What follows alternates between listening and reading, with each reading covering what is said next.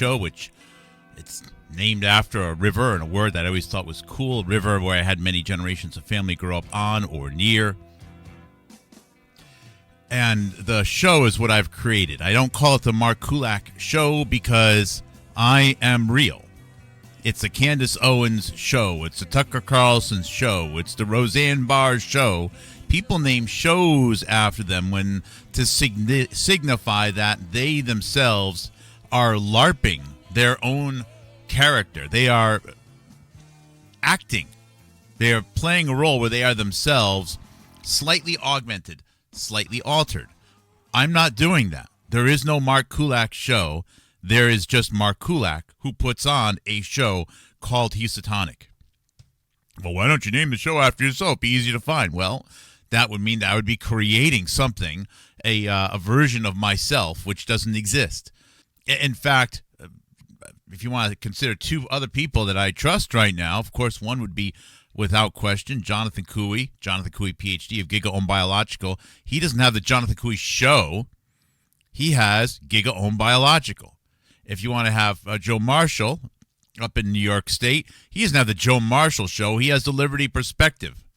But meanwhile, if you have ass clowns like the first person to get COVID in Japan, Kevin McCairn, he has the Kevin McCairn show, Jihad Science, something like that. Again, it's a version of himself, you know. The Joy Behar show, the Shannon Joy show, and you can go on and on and on. People create shows named after themselves when they are not acting as themselves. You can just fill in the blanks. Think of the other people who you like to follow. Isn't it odd that so many people, almost everyone, names shows after themselves, not because they are genuine, but because they are LARPing themselves. I'm not LARPing myself. Anyways, today's program, today's episode on Thursday, December 11th, 2025 is called Does Blake Neff Turning Point Go Back to Milo? And that's Milo Yiannopoulos. Gamergate, sort of like Candace Owens. This might be a short show. You can support me on Patreon, PayPal. I don't really send a whole lot of thanks other than I keep doing what I'm doing. And I have, without question, the largest independently maintained archive of evidence out there. And it's not just, and it's evidence that's sorted by date. And although it is free of narrative, if you just look at evidence and look at being chronologically ordered, what is actually going on, oftentimes will jump right out at you. So there's a difference between having a lot of information and having a lot of, how would you say, curated information, which leads itself to extracting a general idea of what's going on, something which you can easily understand and easily repeat. It's not necessarily about the abundance of information, although a lot of information, of course, is very helpful. Okay, so today we're talking about this Blake Neff. Who the heck is Blake Neff? Blake Neff is a technologist, a journalist, a reporter who is currently with Turning Point USA, the organization that Charlie Kirk founded and, of course, was leading at the time of his death. As I said yesterday, we can all agree that Charlie Kirk is no longer here. Charlie Kirk is no longer the head of Turning Point USA. Charlie Kirk has been removed from the stage. There's disagreements about whether or not Charlie Kirk was killed for real or if the Charlie Kirk assassination was staged. What matters most to everyone, of course, aside from his family, immediate family, is the fact that he was removed from stage. He's removed. Whether it was done by a gun for real or threat of being killed or he simply wanted to retire, I don't know.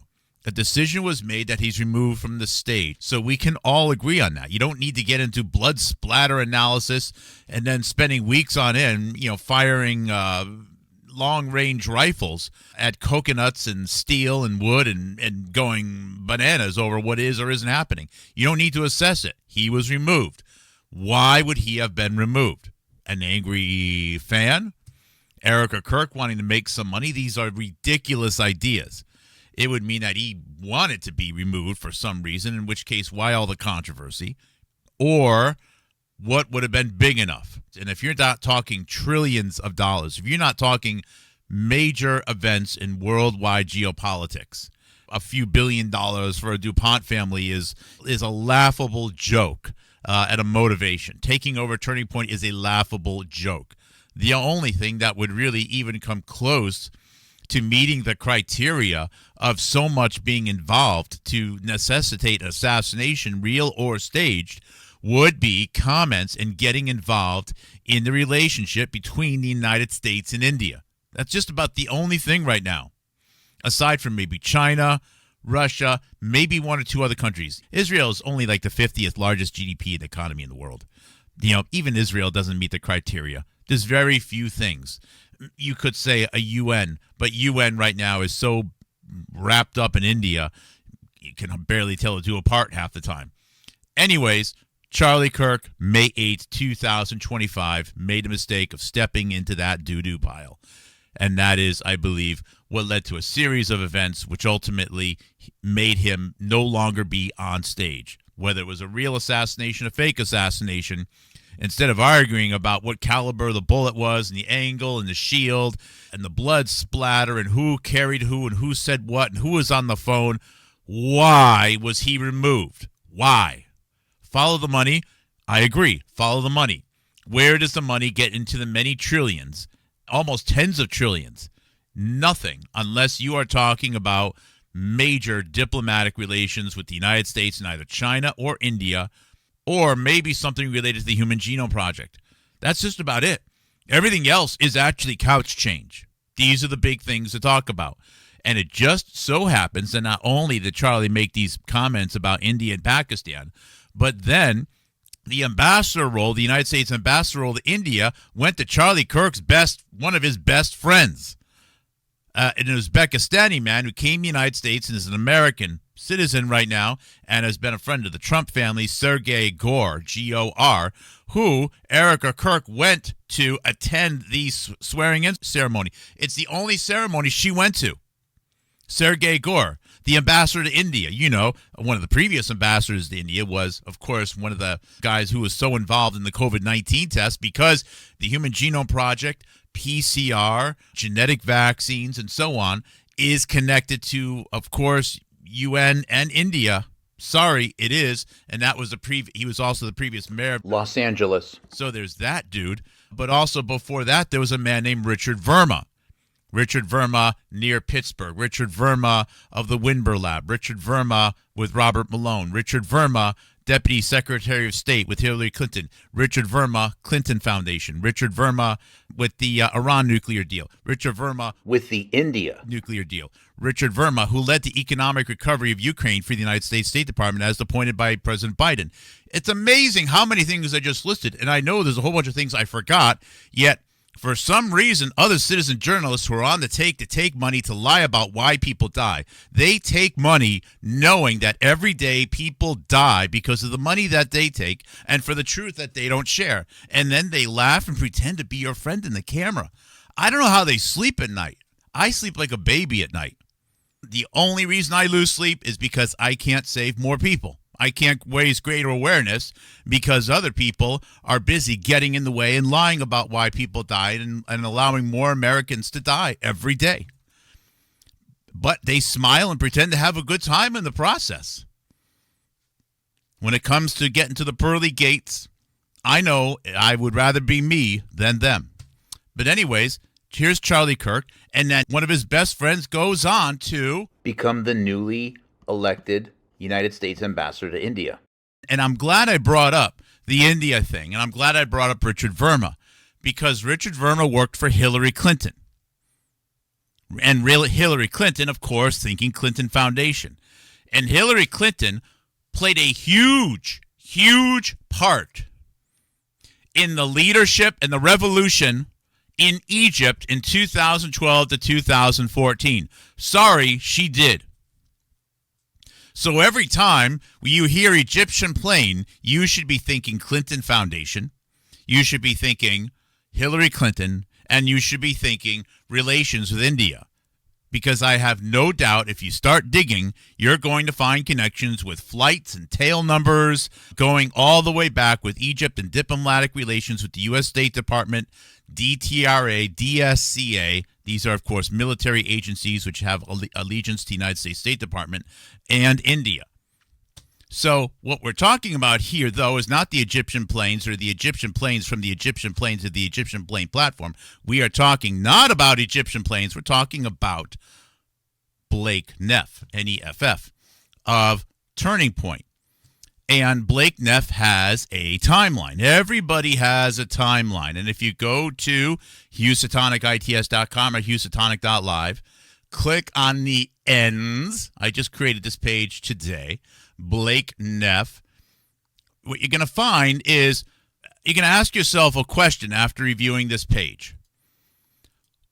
Why the hell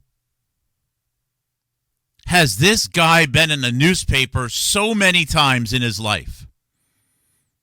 I don't know him personally. I never watched his stuff.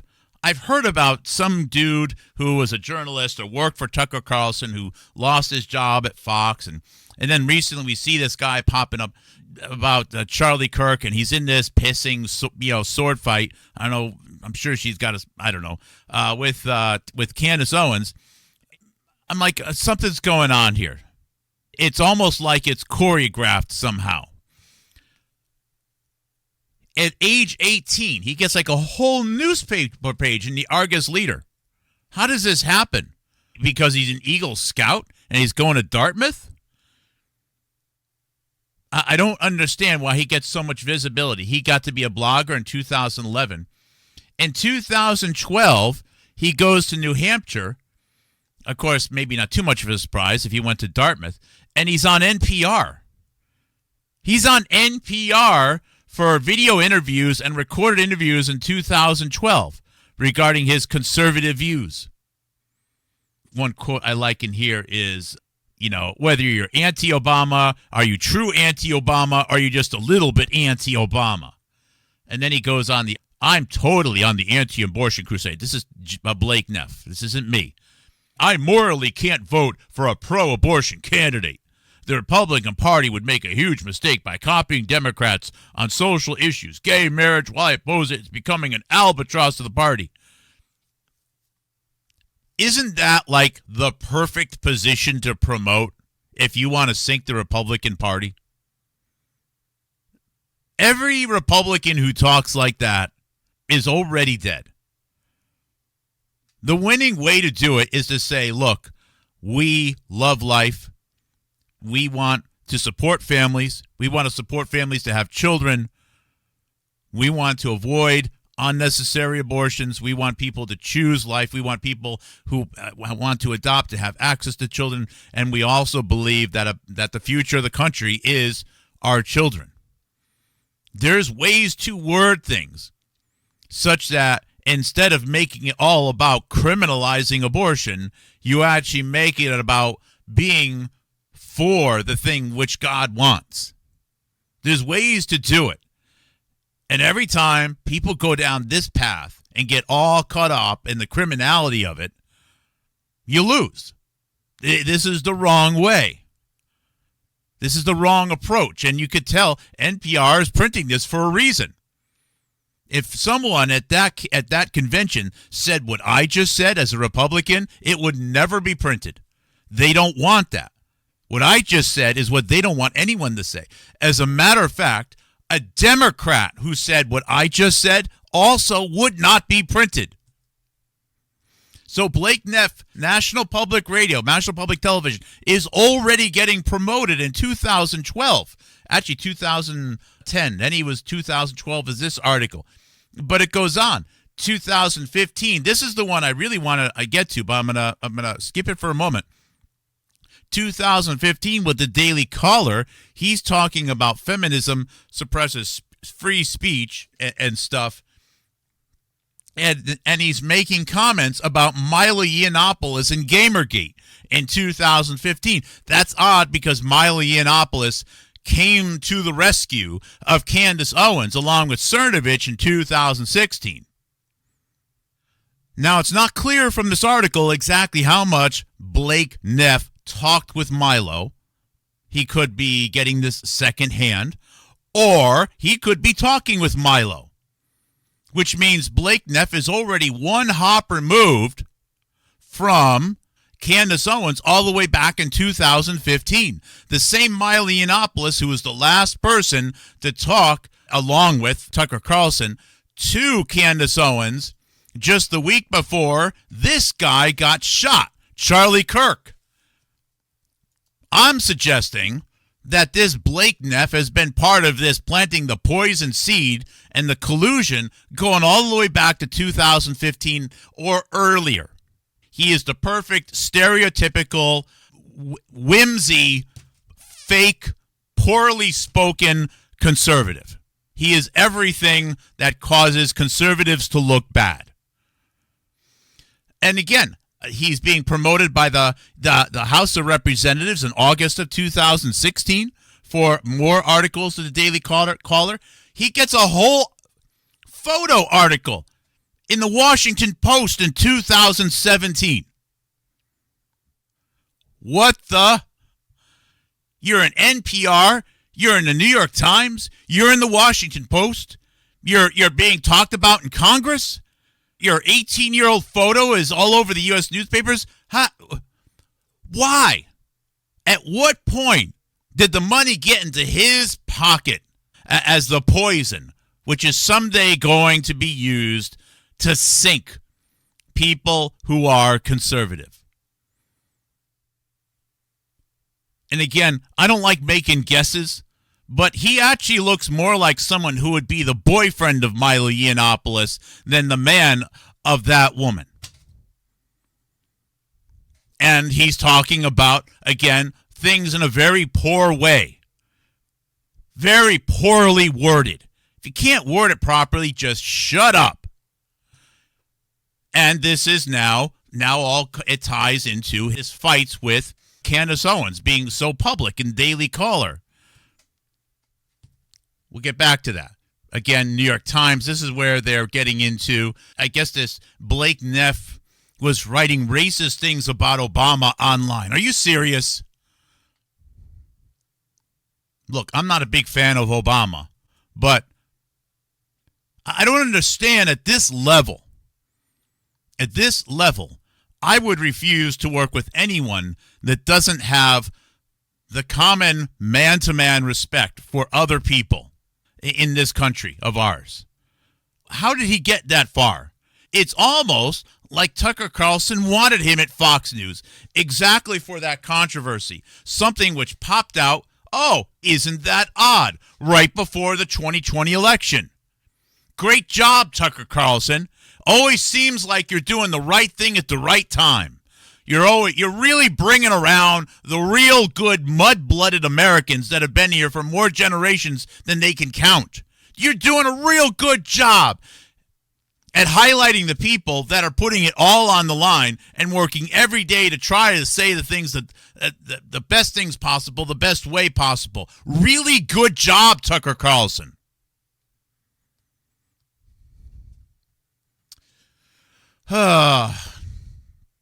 This is an article I found for July 16th, 2020.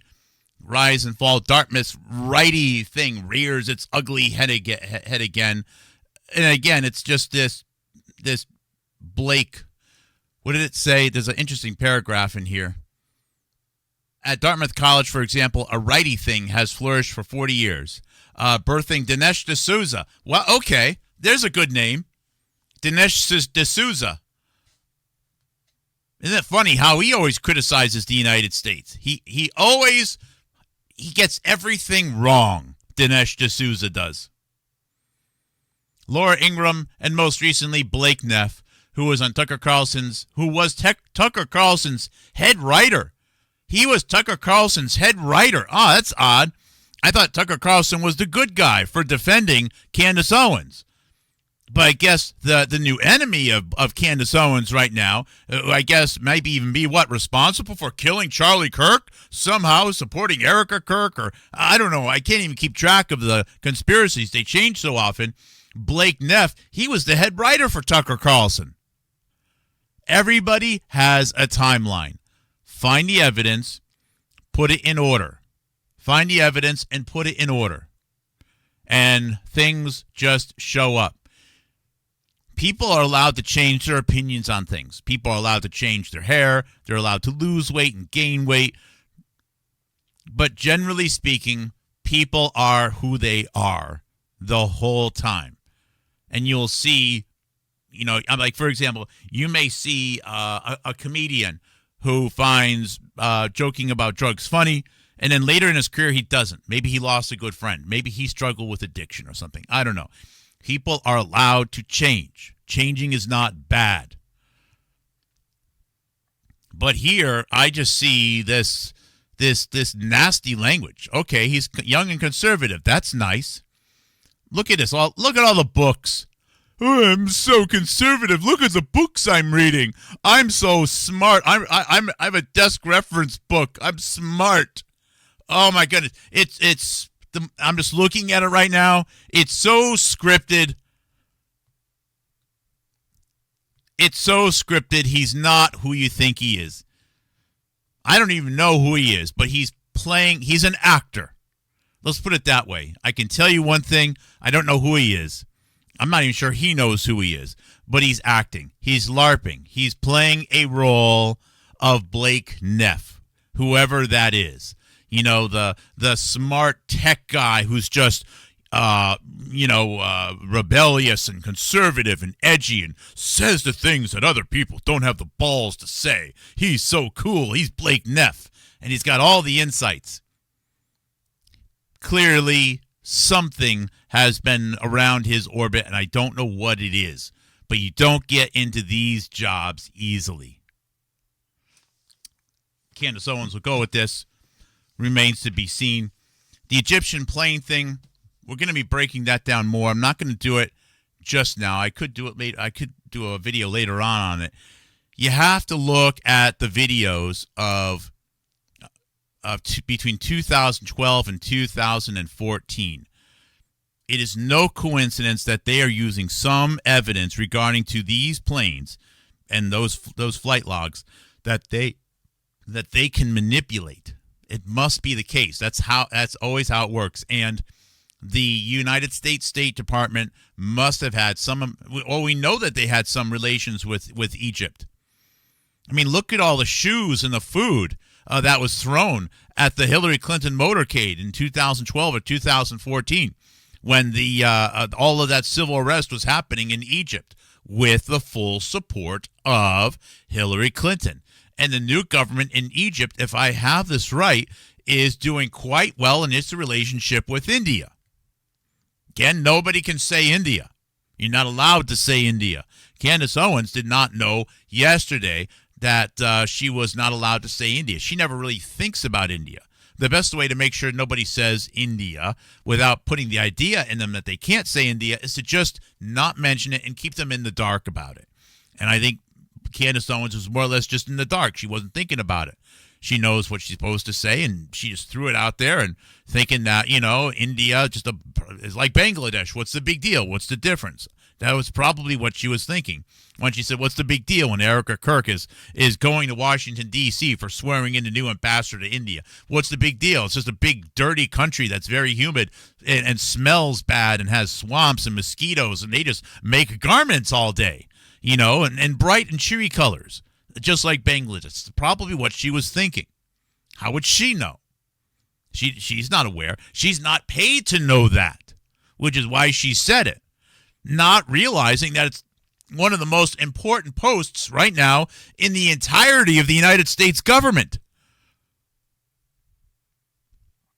And it's also the one diplomatic relationship that the person that was shot, Charlie Kirk, was referencing. And let us not forget that the ambassador to India at the time all of that civil unrest was happening over in Egypt was Richard Verma, a name that people are paid to never mention. The better, the higher paid citizen journalists are paid to never mention Richard Verma. They get dinged. I think they get dinged 1 month's salary every time they say Richard Verma. There's the Pepsi challenge for you. Can they say Richard Verma as many times in one day as they say Egyptian planes? I dare you, once. Just if they do it once. They won't. They can't. They're not allowed to. They're not allowed to, because then you'll start digging and you'll just dig up way too much history. That's not allowable. So, again, weird show, long intro. If you don't like Rush, well, I guess you're SOL. But I wanted to put that out there for your consideration before the awesome Candace Owens show, which is usually between 5 and 5:30 p.m. start time, East Coast time, United States of America. Mark Kulak, Houstonic.live, 4:30 p.m. Thursday, December 11th, 2025. I may do some more video shorts. I will repost another video of Jesse Jackson actually being interviewed in 2016. Jesse Jackson's grandchildren, their godfather was a man named Mark Weiner, and Mark Weiner's daughter started a company in 2016 that went famous temporarily with Candace Owens. I suspect that the private equity firm that Candace Owens was working with was the Clinton Foundation. Probably a job that she got something to do with Rhode Island, where she went to college. That would make sense, because Mark Weiner and Ira Magaziner, both of Rhode Island, are key people within the Clinton Foundation. That would have provided a very good route to get to know people, to get to move to New York City, to get to know people, to get a good job. And then from there, you use a connection such as Harvey Weinstein, maybe to get a temp job in a place like Vogue, which is where you bump into a bunch of beautiful young women, maybe even meet the daughter of Mark Weiner, named Zoe Weiner, and then they get to start up the company, Social Autopsy, which suddenly goes big with Gamergate and Milo Yiannopoulos. You know, the same Milo Yiannopoulos and Gamergate that Drake Neff was talking about in 2015. There you go. There's your story, everyone. Take care. God bless.